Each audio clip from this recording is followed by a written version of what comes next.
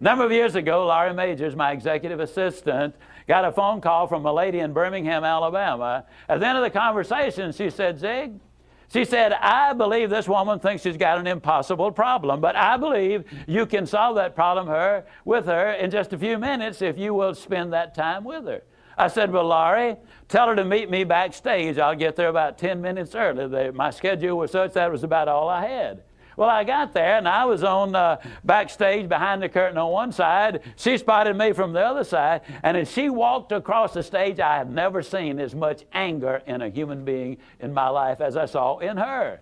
She almost started crying when she saw me. She said, oh, I'm just so glad to see you. I got this horrible job. I hate it. I hate everything about it. I hate everybody down there. I mean, you talking about negative nails, she was it. She said, can you help me? Now, understand, I've only got about 10 minutes.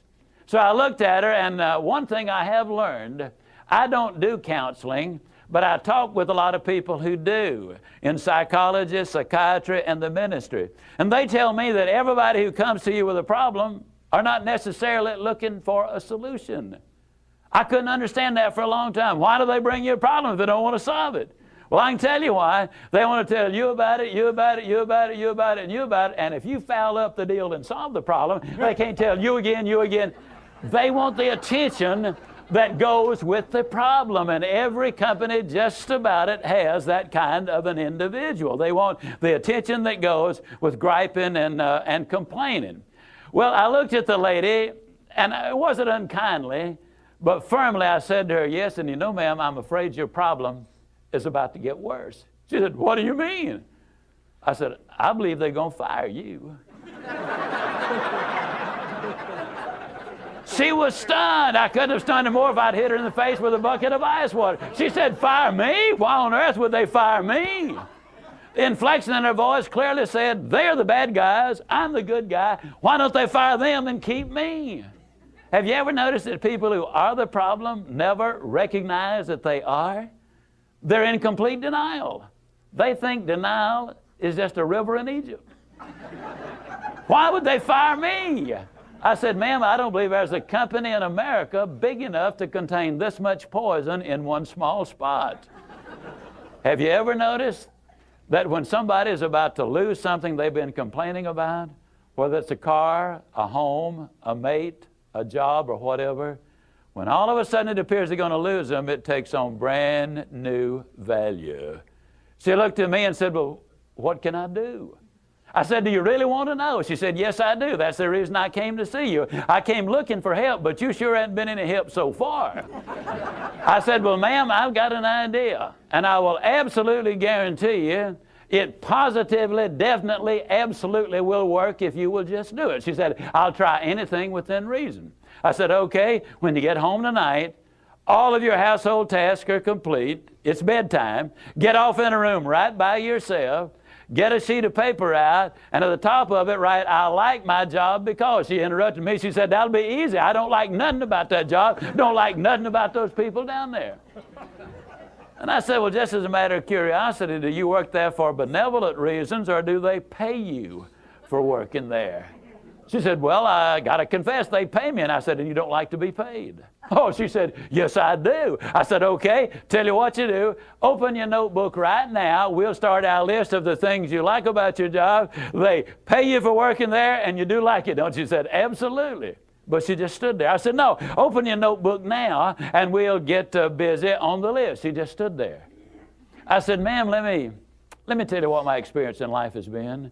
I've discovered that in 100% of the cases, no exceptions, people who won't take step number one never take step number two.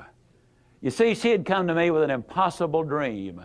Her dream was that nice Mr. Ziglar was going to solve all of her problems, and she would live happily ever after. Well, folks, I got news for you. I can't solve her problems. I can't solve your problems.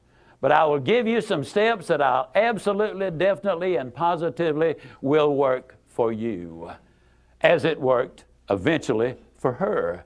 I said, well, ma'am, let me tell you something. Unless you're willing to take step number one right now, it's been nice talking with you. She angrily opened her notebook. Before we got through, there were 22 things she liked about her job. Not only did they pay her for working there, they paid her above average.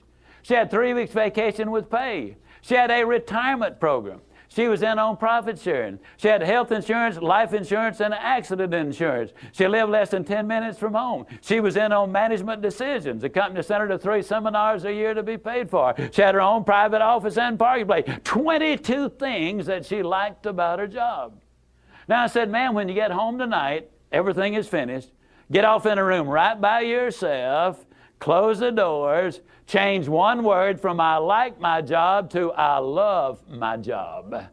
Get in front of that mirror. And folks, I cannot say this strongly enough, but I'm going to try.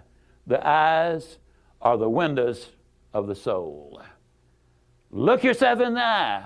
And with excitement and enthusiasm, say, I love my job because they pay me for working there. I love my job because they pay me above average for working there. I love my job because they have a wonderful insurance program. I love my job before every one of the statements. You will sleep better that night.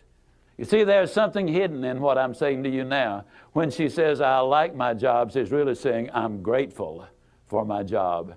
And of all of the emotions we can have, according to Hans Selye, the #1 stress specialist in America, the healthiest of all human emotions is gratitude.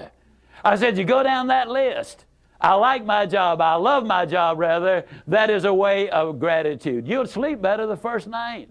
Tomorrow morning, when you get up, get back in front of the mirror just before you go to work. Get back in front of the mirror and repeat the process again with excitement and enthusiasm. I love my job because, and take the list with you.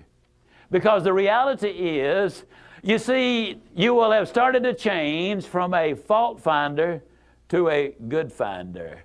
Some people do really find fault like there's a reward for it. They really do. Take the list with you, and you will be able to add to that list, absolutely guaranteed. Do this every morning and every night, and you will have an astonishing recovery from this advanced case of stinking thinking. Now, I didn't say that to her, but I'm saying it to you. That's what it was. It was an advanced case of stinking thinking.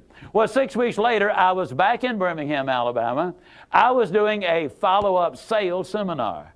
Now, the lady was not in sales, but she had been listening to my tapes. She had been listening to Automobile University, and she had discovered that everybody sells. Everybody who will ever hear this is in selling. Whether you're a school teacher, a civil service worker, a military personnel, an executive secretary, it doesn't make any difference. What you do, you sell every day of your life. There she was at the sales seminar, seated on the front row, grinning so wide she could have eaten a banana sideways. I'm telling you, you're talking about somebody that was excited. She was turned on. I said, well, how you done? She grinned even more broadly and said, Mr. Ziglar, I'm doing wonderfully well. And thank you for asking. She said, you cannot believe how much those people down there have changed.